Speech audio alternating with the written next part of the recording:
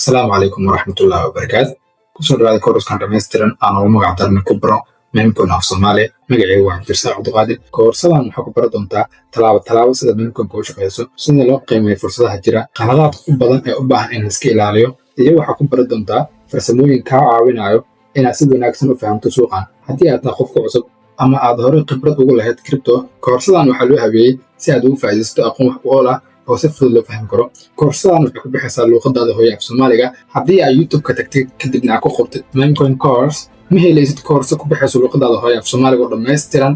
Marka koorsadan waxay kaa caawinaysaa inaad fursad u heshid inaad baratid memcoin step by step weliba iyadoo kugu bixayso luuqadaada hooyo af Soomaaliga. waxyaabaha ku baranaysid waxaa ka mid ah istaraatiijiyad dhammaystiran ku baran doontaa.